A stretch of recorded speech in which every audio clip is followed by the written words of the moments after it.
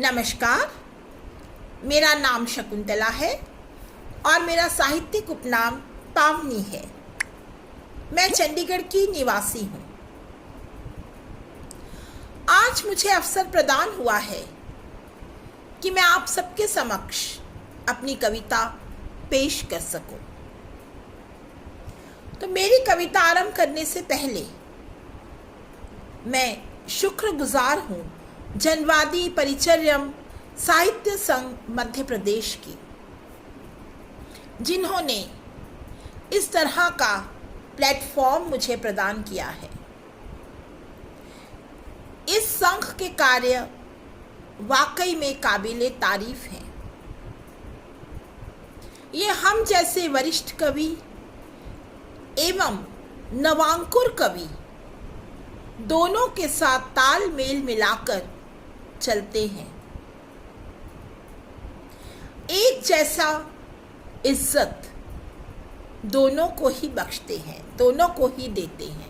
मैं सच में इनकी बहुत बहुत शुक्रगुजार हूँ। मैं आज की रचना प्रस्तुत करने से पहले माँ सरस्वती के चरणों में मेरी रचना समर्पित करती हूँ। मेरी रचना समर्पित है जनवादी परिचर्यम साहित्य संघ को भी, जिनके कारण ही मैं अपने पाठकों के रूबरू हो पा रही हूँ और अपने कविता का पाठ कर पा रही हूँ। मेरी कविता का जो मैंने विषय चुना है वो है मेरा परिवार। मैं साधारण बोलचाल की भाषा में ही लिखती हूँ और उन्हीं तथ्यों को लेती हूँ जो आम लोगों के दिलों की बात है। सबके परिवार बड़े हैं, लेकिन आजकल के दौर में नौकरी के सिलसिले में घर का प्रत्येक सदस्य जुदा जुदा ही रहता है, अलग अलग शहरों में रहता है। लेकिन फिर भी साल में 1 या 2 बार पूरा परिवार एकत्रित होता है। मेरे साथ भी ऐसा ही होता है, मेरे परिवार के साथ भी ऐसा ही होता है। इन्हीं विचारों को मद्देनजर रखते हुए मैंने इस कविता की रचना की है, जिसका नाम है मेरा परिवार। मेज पर चाय के प्याले रखे थे, सोफे पर हम बैठे थे। हम यानी मैं, माँ और चाचू, और साथ में हमारे शंकर भैया। हम चारों ही घर में रहते थे। हम चारों की ही एक अलग दुनिया है। चारों एक दूसरे को समझते हैं।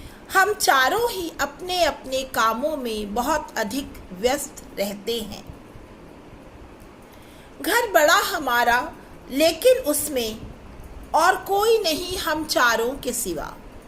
गौर कीजिए, घर बड़ा हमारा, लेकिन उसमें और कोई नहीं हम चारों के सिवा।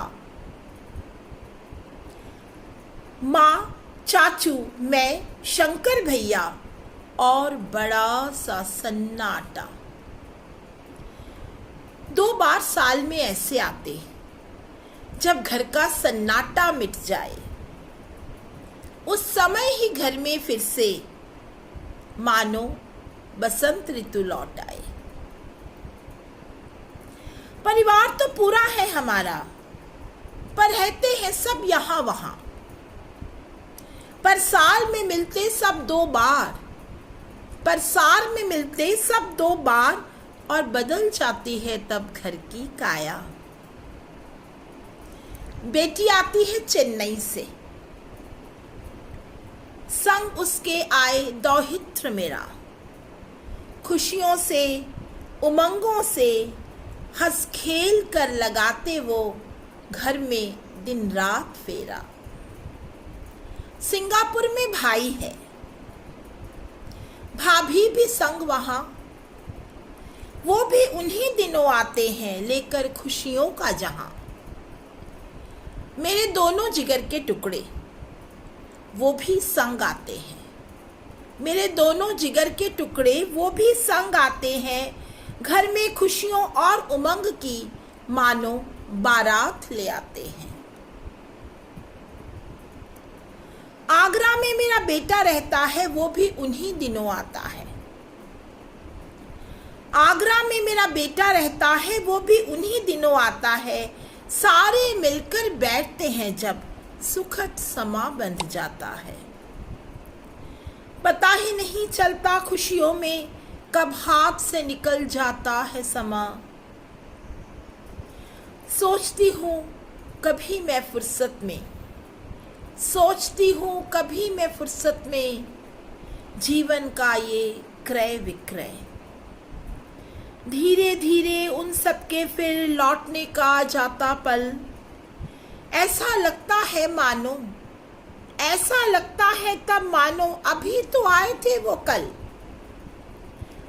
सबके चले जाने के बाद, सबके चले जाने के बाद फिर से घर में सन्नाटा छा जाता।